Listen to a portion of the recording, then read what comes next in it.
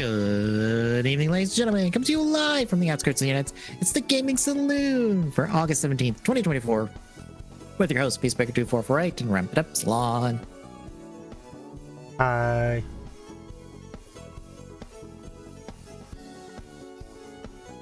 We have some interesting news this week.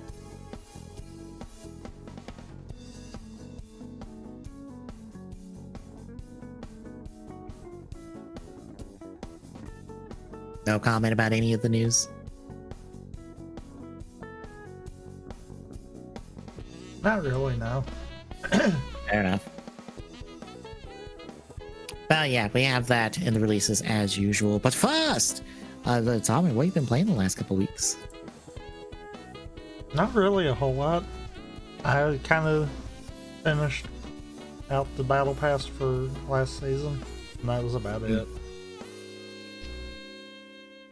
I went on a PS2 games I played as the kid kick. So I was playing SSX Tricky, SSX 3 in Stuntman Ignition. Tricky and Ignition I only did so much of. Tricky is the arcadey snowboarding game where you do all the fancy tricks and stuff. It is also the game where anyone that goes tricky, that's where they get it from. Because that's where it's from, basically. And Ignition is you do a bunch of stunts and stuff for movies, and so you have to do like get close to this car, hit this button to like cause an explosion, do a U-turn and all that. But the main thing that I've fallen into is SSX3, because would you believe me if I said SSX3 is technically an open world snowboarding game? That just sounds all kinds of wrong. It works really well, actually, because what it does is you have 3 mountain peaks of like the same mountain range that you progress up over the course of the game. So you start on mountain 1. You get dropped off on the top of mountain 1 to start with. And then you just ride down to... You initially go to either this lodge where you can do upgrades to your character or to buy gear to customize your character, or you can go to transport to like fast travel.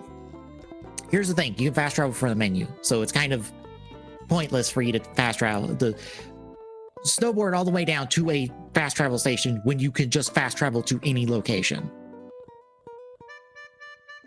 But then, if you don't want to do those, you can just bypass them, and then you can just snowboard your way to the various races or the score attacks or whatever events are on that mountain. And you can do those, you can literally snowboard your way up to the gate to initiate the race and stuff, or you can go around and you can do the track just for free. You can just goof around on it. You want to do it because there's these little like snowflakes scattered around the map that you have to pick up that are a collectible. But a couple of the like a race and a score attack that you do at the end of the mountain stuff actually has you go from the top of the mountain to the bottom via one of the courses. So you do have to snowboard, do like a time attack race from top to bottom, and then a score attack race from top to bottom. And even better, once you unlock like the next mountain, you can literally snowboard from the top of mountain 1 all the way down to the bottom of mountain 2, or from the top of mountain 2 to the bottom of mountain 1, and the same for the top of mountain 3 all the way down to the bottom of mountain 1. With no load times. 0 load times. You just go and you're already there. It's really cool and really fun because it's still the same SSX gameplay that is just arcadey, just spin, do fun tricks, all that stuff. It just has this kind of like open world connection between all the races and score attacks and all that. I really enjoy it. Granted, I also think if you want to try any SSX games, just try one of the first 3. There is no super hard reason to go beyond the first three unless you want to do, I think, the fourth one, which is On Tour. On Tour is good, but it's not as good as the first three, I feel like. But yeah, it's that. I did the Zenless and the Honkai Star Rail updates from the past couple weeks or so. Zenless had just a smaller story update. Still working on the Ace Attorney, the manual archipelago for Rise from the Ashes.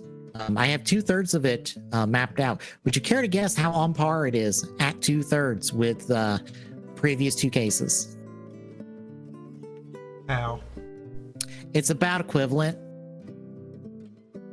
With bear in mind, 1/3 of the case left. So right now, it is 2/3 of the way from Rise of the Ashes is as many checks as it is to do the entirety of Turnabout Samurai and Turnabout Goodbye.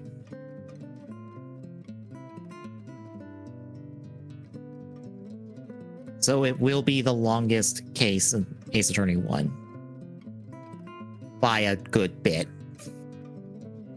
I don't know how much by yet, but it will be a good bit. But once I have that done, I will post that version as just a version. I think I have it as version 3. I'll just do a version 3 RFA just to denote that this is the one with Rise from the Ashes. If you wish to include Rise from the Ashes, if you don't want to include Rise from the Ashes, you can just do the version 3 one and not worry about it. It'll still be baseline, the same thing where you're only solving 2 cases. I don't know how much Rise will affect things in the long term.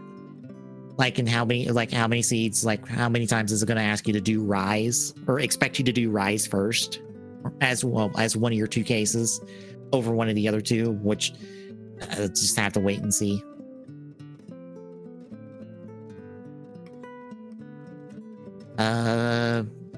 Not much else though. So shall we get to to news? I mean, I wouldn't think we're starting on releases already, but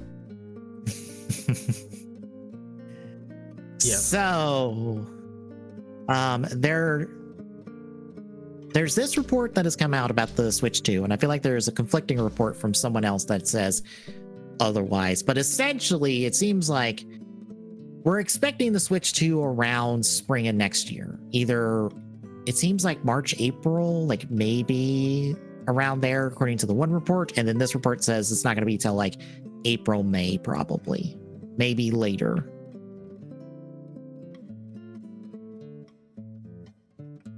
I don't know. How do you feel about where the Switch 2 is going to land release-wise?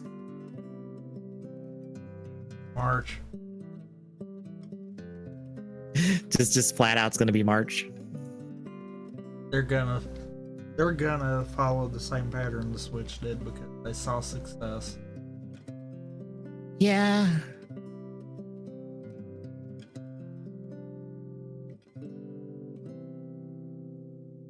I could see them push April.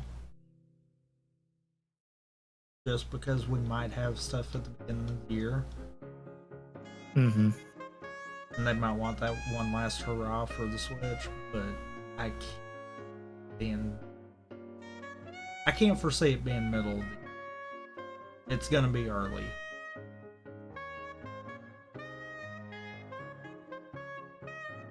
Yeah, we continue to have to wait and see on when the Switch 2 will drop, and I'm sure Sony and Microsoft are like, please keep not releasing it, please.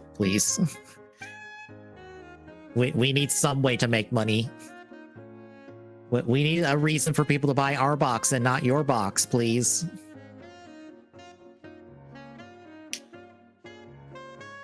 But Xbox Play Anywhere. We'll then buy a subscription to our our service that is not losing us money hand over fist.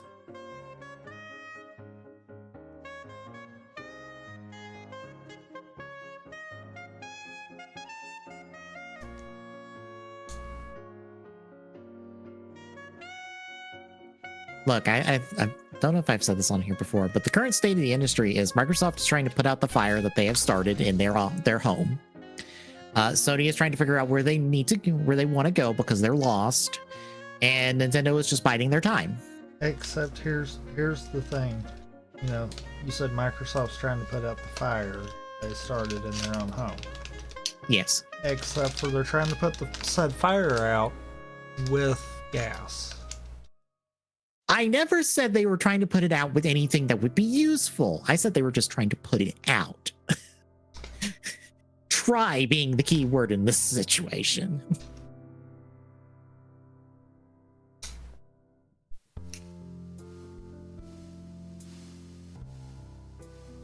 Anything else? No. All right, then. Next up, in a bit of a rumor situation, apparently Netflix is thinking of making a live-action Pokemon show. But the twist here is it will not be starring Ash, but instead starring Red, aka the actual name of the trainer that you play as in the Pokemon games.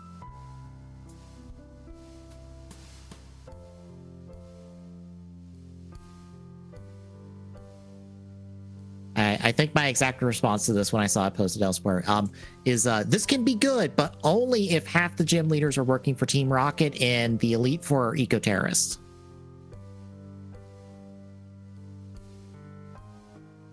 Fair. Which, if you're wondering, all of that is a Pokemon Adventures reference, because half the gym leaders work for Team Rocket in that manga, and the Elite Four and the Champion are eco-terrorists trying to wipe out humanity so the world can belong to Pokemon and only Pokemon. Also, Mewtwo wields a giant spoon as a weapon.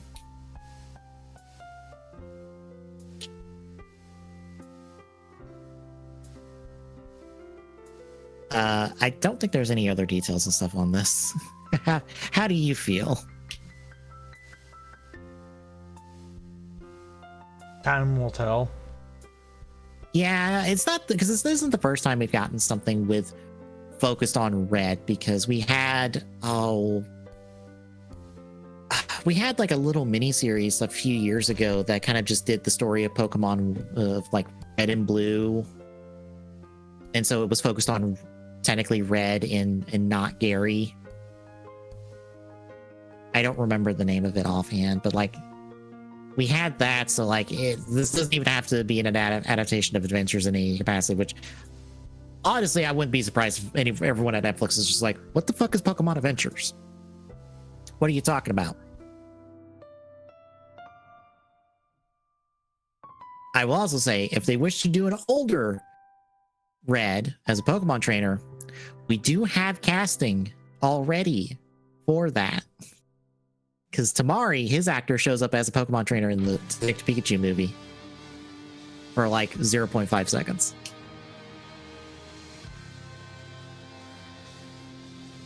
So I'm just saying.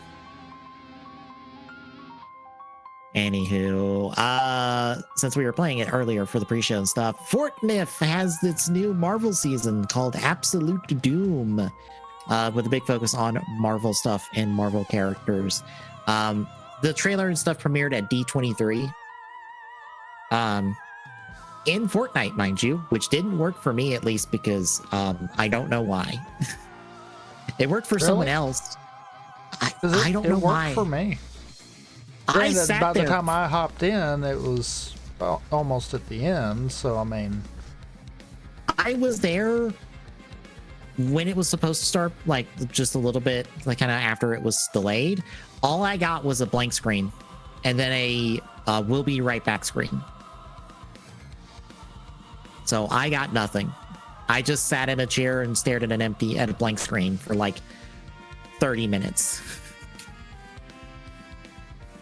I don't know what I did wrong. I don't know what about my settings were causing an issue, because I made sure copyright audio was turned on. I made sure like music was turned on. I thought I had everything. I thought there shouldn't have been a problem, but mine wasn't cooperating and I gave up after a while.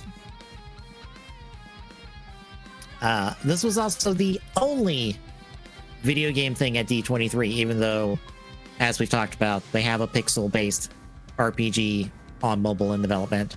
They have the Captain America Black Panther game that's in development that just got a publisher. They have an Iron Man game that's in development. They have a Blade game that's also in development that I forgot about until I got reminded about it in a Discord, and I was like, wait, who's working on that? Oh, right, Arcane. I think it's specifically Arcane Studio. It's one of the. It's not Arcane Austin, which Microsoft shut down. So, yeah, that one's probably on the back burner. So, or any of the other active Marvel games, or any of the active like Disney games in general. So, yeah. Any large thoughts about the Fortnite season currently, since we put 2 hours collectively into it? No, I mean, I'm enjoying it. I will be happy when I can have Gwenpool once I hit level like 26. I will find it funny. Gwenpool and Gwendolyn Pool. Yes. I want to ask random people who they think Gwenpool is as a character if they don't know the comics. I'm genuinely curious.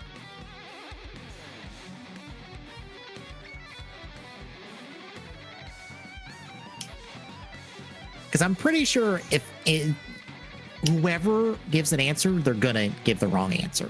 I'm pretty sure. Because I don't know if you do.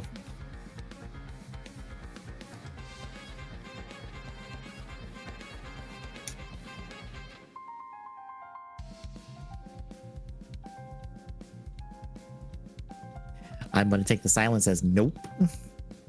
Pretty much. Okay, so I will explain real quick. Gwenpool is a regular ass person from the real world that got dumped into the comics.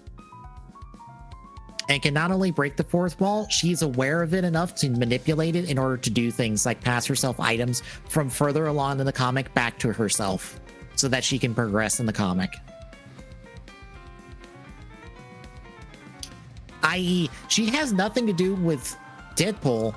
Her name is just Gwendolyn Poole, and it just got shorthanded to Gwenpool. She has nothing to do with Gwen Stacy outside of just looking like her, and is basically her own character. The only reason I know this is because I've read some Gwenpool comics.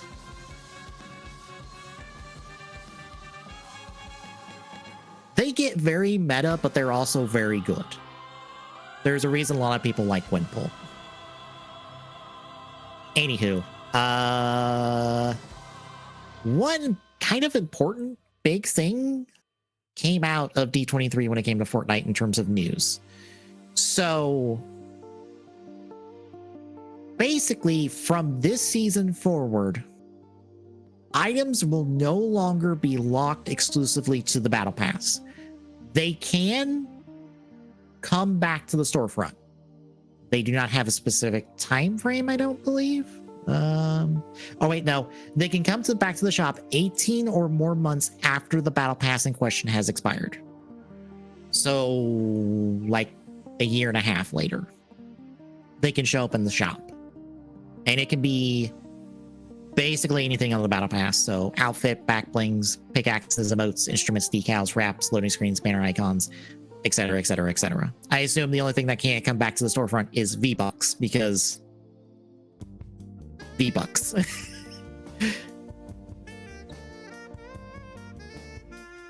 This does not retroactively go back on battle passes, so no previous battle pass is affected by this. But every battle pass going forward, this would be the case. How do you feel about this?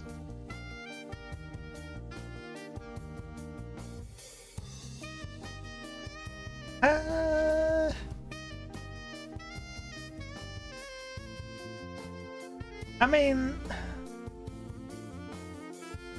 I don't have a problem with it, and I say that more because of from the festival side of things, the way they're handling that's smart kind of deal. Mm-hmm. You can buy the battle pass and earn the songs technically early, and I think technically cheaper, because they give you like 3 songs within the battle pass for festival. So, and then after that season, then you can buy them in the stores. So that's essentially what they're doing with this, just a little longer kind of deal. Mm-hmm. I feel like that's probably the better play, because then it's, do you want the thing now? If so, pay for the battle pass and play the game. If you just want the thing to say you have the thing, then wait till you can buy it and just buy it and be done with it. Mm-hmm. I don't think this is really going to change anything. Yeah. And I more say that because if anything, it'll change depending on how they price it out, kind of deal. Yeah. If the battle pass is still going to be the cheaper way of getting everything, people are still going to pay for the battle pass and still keep on going that way. This just gives people that might have missed out on the battle pass a shot at it. Mm-hmm. And plus, it being, like I said, a year and a half out, that's 2 battle passes later ish.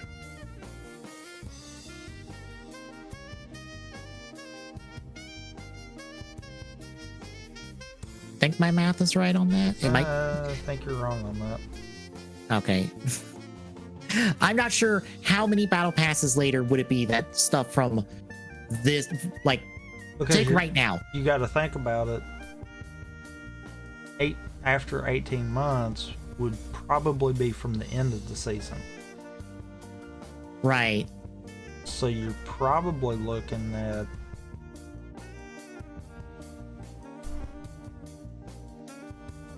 I honestly don't know, because isn't the battle pass like a 2-month?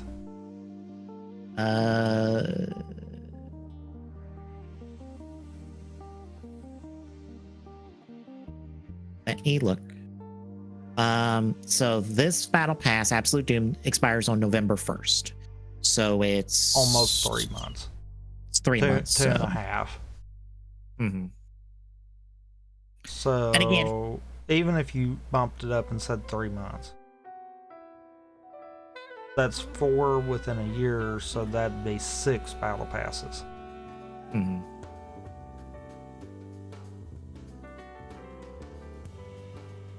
And also, it's not necessarily a guarantee it will be exactly 18 months later. It is 18 months is when it can start appearing in the storefront. So it could also still be longer. And I guess that's also the caveat there, because licensed stuff may have issues. I don't think Marvel would have a problem with that. Also, I think this entire reason that they're doing this is because Marvel is like, hey, we would like all of our stuff just available now. Because I believe there's a dedicated Marvel tab in the storefront now. Or there will be. Because I believe I'm trying to remember the other Fortnite things, because I just remembered that there were other Fortnite Disney related announcements that weren't the thing they're actively working on. Because I think they're doing a Disney villain skins later this year. And there's something else Disney that is coming to Fortnite. I don't remember.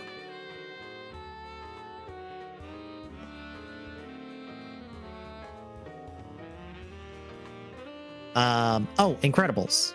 Incredibles is coming to Fortnite,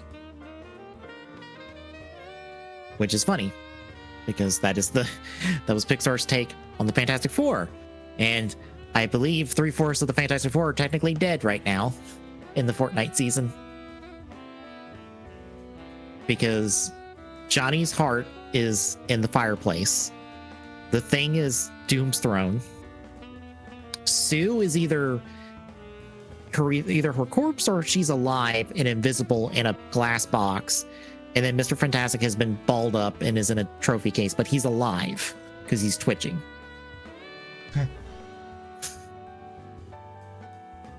Doom has killed a lot of people. If you go exploring through all of Doom Castle, you'll find that he's killed like 8 people or so.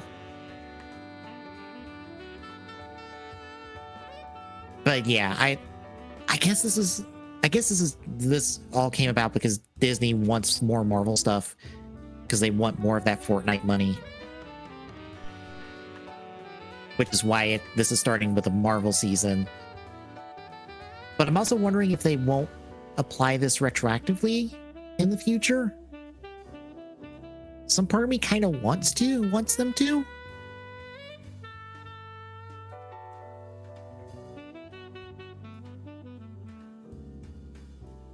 Like, some part of me wonders how many people are going to throw up arms because, oh no, how dare they sell the skin that I, spent an entire season getting and I've had for like 4 years now, and now people can just buy it.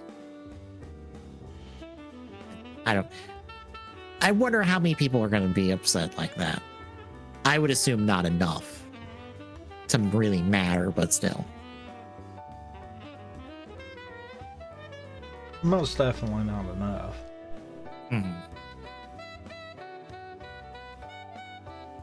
Because I wouldn't mind that they just went, yeah, no, at the very least, all of their original to Fortnite stuff can just show back up in the storefront, like going forward in like, a year or so. Like the license stuff will be like a problem. It will be its own thing because they have to like re-up the license for those skins, I would assume.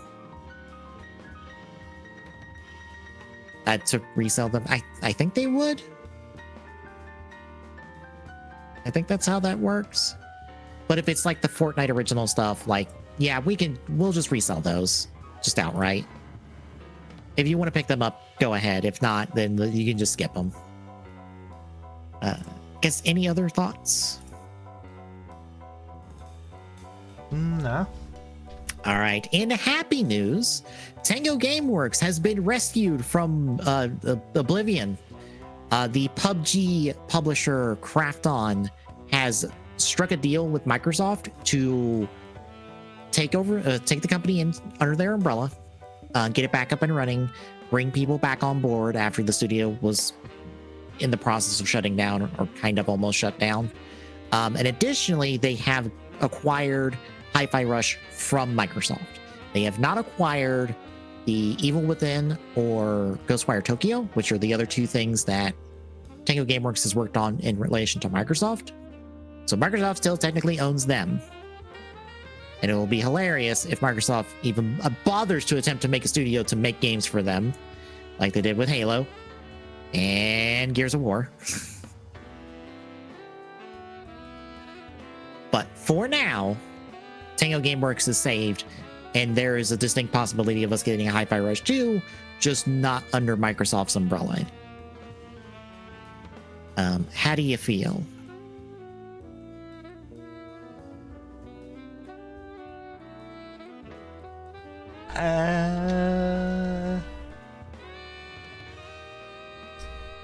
We'll see.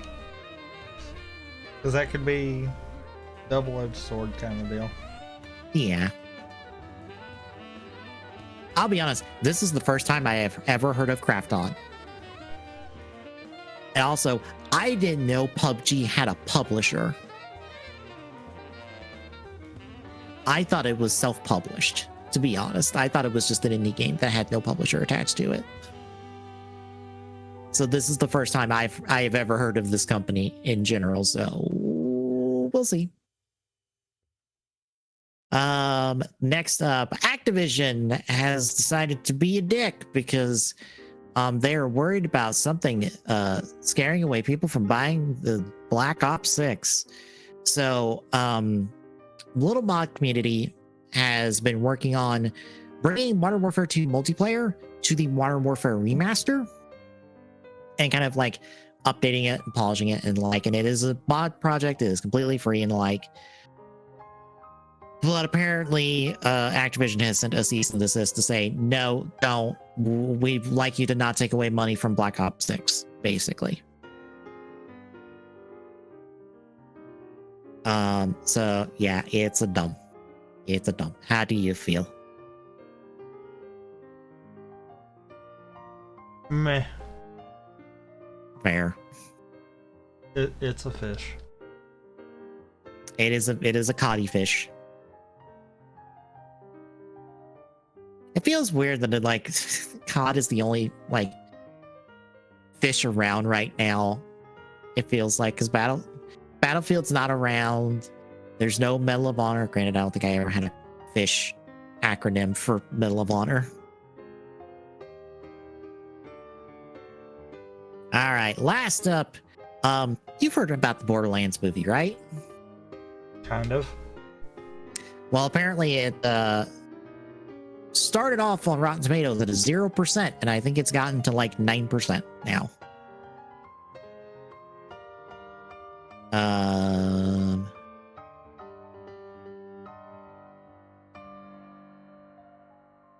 I'd have to go see what it's at right now. But yeah, the movie has come out to atrocious reviews. The people have thrown this one in a dumpster. 10% actually is what it currently stands on Rotten Tomatoes.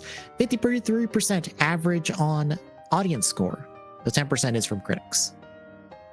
I forget the other aggregator for movies and stuff, but I think this puts it as third lowest in terms of movie adaptations on Rotten Tomatoes. The other two are Alone in the Dark, and I forget what the other one is. So yeah, I have not seen it. My dad has watched it. He thought it was fine. But he knows nothing about Borderlands really, and it's not hard to please him. Just don't be boring. And apparently this movie is at least not boring.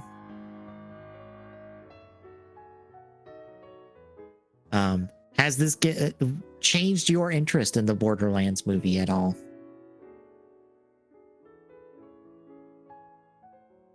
Not really, because, I mean, I was kind of indifferent to it anyhow. Fair. It looked fine when we watched the trailer a while back when it first came out, but otherwise I've been like, well, this certainly exists and it seems fine. I care more about the Yakuza series that's coming to Amazon Prime in a couple of months. I'd rather go watch that. Although some people, they did that interview thing where they asked the actors about what they think about the games and stuff, and apparently they were not allowed to like look into the games and stuff for their performances. And I don't know. That doesn't feel like it should be like a denoter of, oh shit, things are gonna go wrong. Because like it can, yeah, things are gonna go wrong. I feel like that's worked for others. So like it more comes down to how the people in charge are making the thing. But at the same time, they don't want them looking into the game, really? Yeah. Why? What have you screwed up that bad that you don't want them looking into it? I mean, just saying. Yeah. But that is all our news for the week. It is a very light week. We're in the quiet time of video game news, so not much is happening. Shall we hit releases then? I guess we shall. All right, then. We're going to kick off on the 20th with Black Myth Wukong finally coming out for Xbox Series X and PlayStation 5. I know all the Soulsborne people are really excited for this one because this is a Souls-like game. The digital deluxe edition of Concord comes out on PlayStation 5. I can't wait for this game to flop. It is already showing all the signs of this game is going to go terribly. Also, that's totally a Fall Guys knockoff, ain't it? No. Farther down the list. Oh, Stumble Guys. Yeah. Okay, I was confused. I thought you said Concord was a Fall Guys, and I'm like, no. Yeah, the Stumble Guys is basically Fall Guys. Yeah. I'm looking at the Nintendo eShop page. Because of course.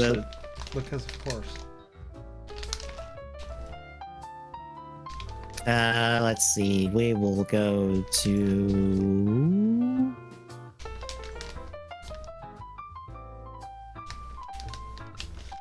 Wow, there's stuff. 23rd with Magnus Trilogy for Switch. I just had to pick something. Oh, Concord properly comes out on the 23rd for PlayStation 5. Again, like, if you're wondering why I'm saying this, is because the numbers for the free betas and the like were not good. And this is a $60, I think it's a $40 to $60 release. Like, you have to pay money to play this multiplayer only game. And the free betas did not have good player numbers to support it. Yeah, that sounds about on par. This is not going to go well. Nope, not at all. Which is apparently, it's a shame, because the gameplay is fine enough, because apparently some like ex Bungie folks and like are on the dev team, and it has good shooty bang bang. Too bad everything else about the game is boring as fuck. Maps are boring. So it's Destiny 1? Based, it seems like it. Characters are boring. Like, shooty bang bang gameplay is fine. It is good. And like some of the powers and stuff are fairly good as well. It's just all the characters are boring and bland. The map is... For those wondering, yes, that was shots fired. Yes, that was intentional. The maps are bland and boring. The story is non-existent. Yep. You sure you're not just describing Destiny 1 before it got good? I can't be, because this is an Overwatch clone. And Destiny is not an Overwatch clone. No, it was a Halo clone. Exactly. It's almost like when you clone a popular thing that you kind of have that problem. Mm-hmm.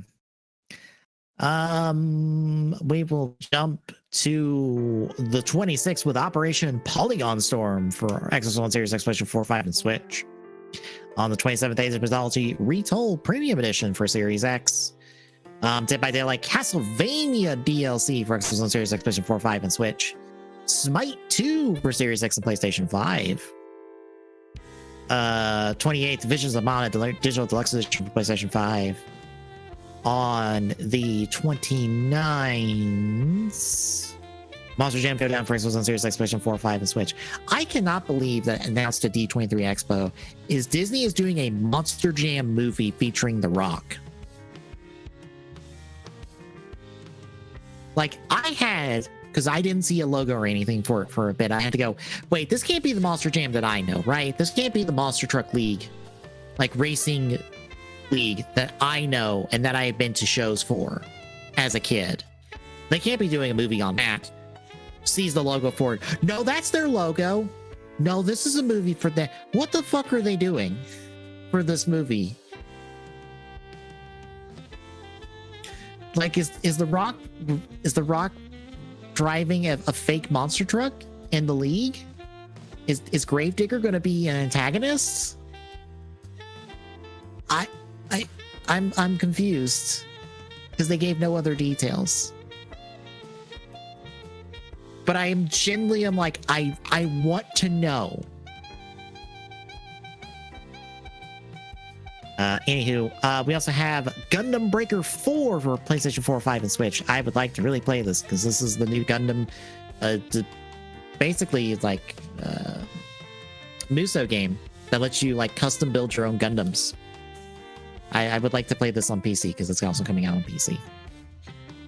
Pinfall FX, the Goat Simulator, and the Princess Bride for Xbox One Series X, PlayStation 4, 5, and Switch.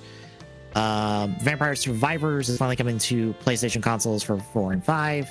And Vision of Mana's proper release is on for Series X, PlayStation 4, and 5. I think they also tease new DLC because they will just dump DLC out the window whenever they feel like it for Vampire Survivors.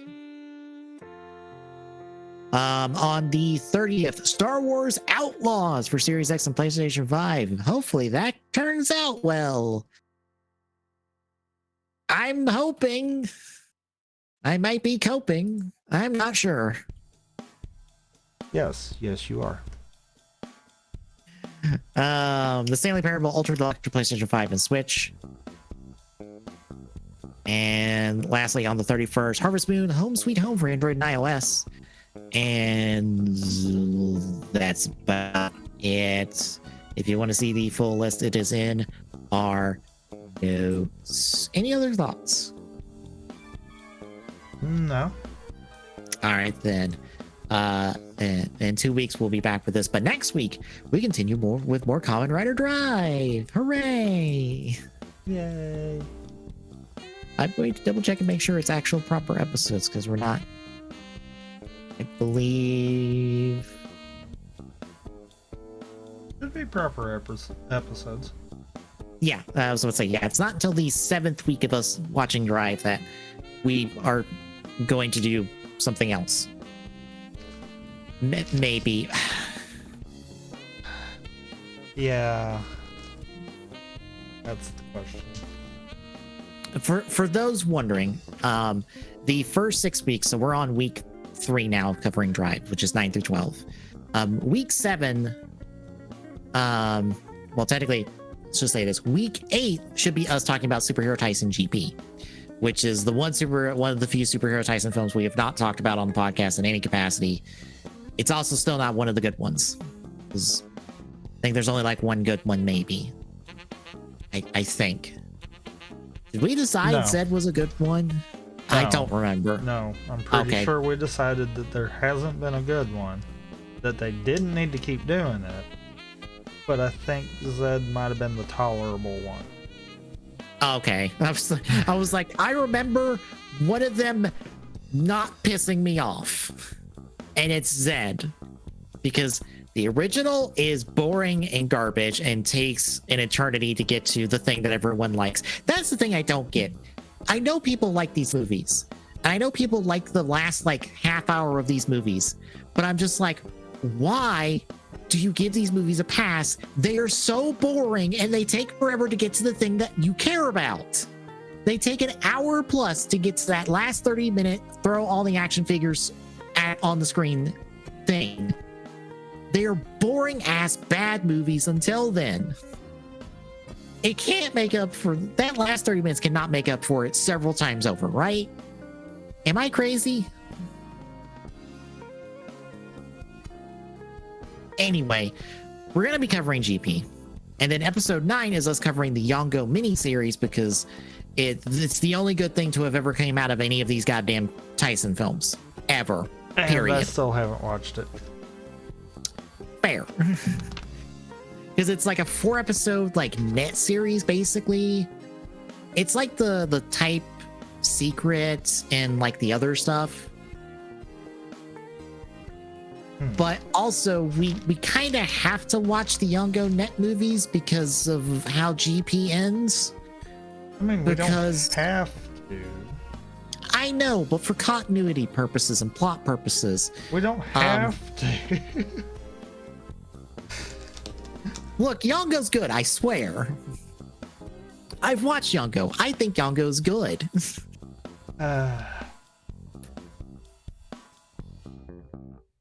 It's an actual good mystery. But in order to get to the Yongo and the GP, we technically have to cover the hour-long Drive Miniature special that leads into GP. The problem is, like I said, it's an hour-long special. Normally we do about 2 hours of material at minimum. Or really at most. For what we cover, so I need to find something that's about 30 minutes that we can cover that would go along with this hour-long special, and I don't know what that is right now.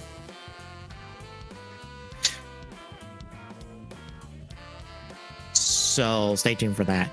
And if you're wondering about the rest of the schedule, episodes 10 through 13 is essentially episodes 25 through 40. Then episode 14 will be Surprise Future. I think we're not quite lined up continuity wise for when Surprise Future is supposed to happen in show. I don't think, but it's kind of the nature of us doing 4 episodes at a time. I'm kind of ballparking these as necessary. And then 15, 16 round out the show. And then if we feel like it, the next 3 episodes will be the 3 Drive V cinemas. So Chase, Mock, then Heart. Because I think they're about an hour, hour and a half each. I think. If not, we'll throw 2 of them together. But that should be how we're covering Drive. And that'll basically take us to the end of the year, I think.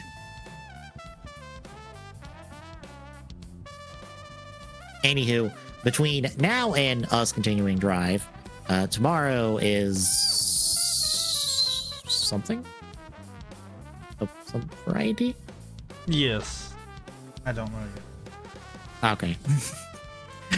Next Thursday, I play some DKC 1 for Retro Chivo Wheel. And next Friday, I guess might be us doing some Destiny 2 story content. Yeah, I think that's what we're going to just start with. Are we going in order? Probably.